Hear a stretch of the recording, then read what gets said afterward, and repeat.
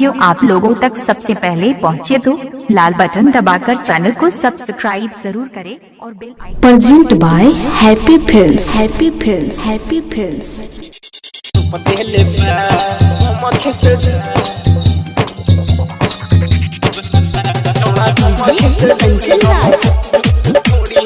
Hajipur Vaishali. Present by happy films.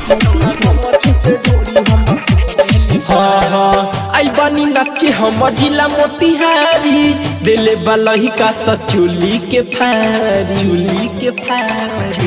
रे दादा। आई बानी नाचे हम जिला मोतिहारी दिले बलही का सचुली के फारी नच देखही में छमड़ा सोच दिल बा समियाना के चुप धके घुप देले बा छौड़ा गमछ से ढोरी हमर धुप देले बा समियाना के चुप धके घुप देले बा छौड़ा गमछ से ढोरी हमर धुप देले बा present by happy films. Happy films. Happy Films. छौड़ा गमछ से ढोरी हमर हाजीपुर वैशाली। देले बा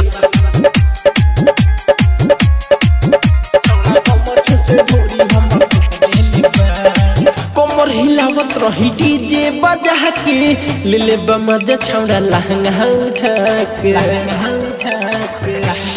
दादा।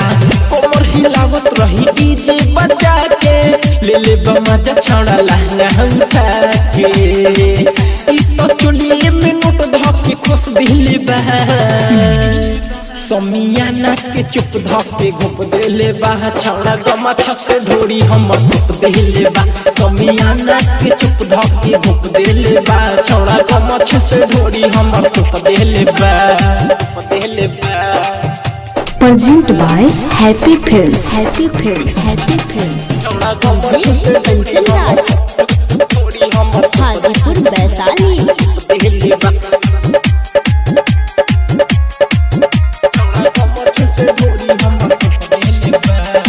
राइटर उपेंद्र मनु ले ले बमाजा प्रेमी इंदल कहे को रामिया जा गायब कही डीजे कंचन खूब ले ले बमाजा प्रेमी इंदल कहे को रामिया जा छौड़ा चुलिया के हुक धके खोल देले बा समियाना के चुप धके घुप देले बा छौड़ा गमछ से ढोरी हमर धुप देले बा समियाना के चुप धके घुप देले बा छौड़ा गमछ से ढोरी हमर धुप देले बा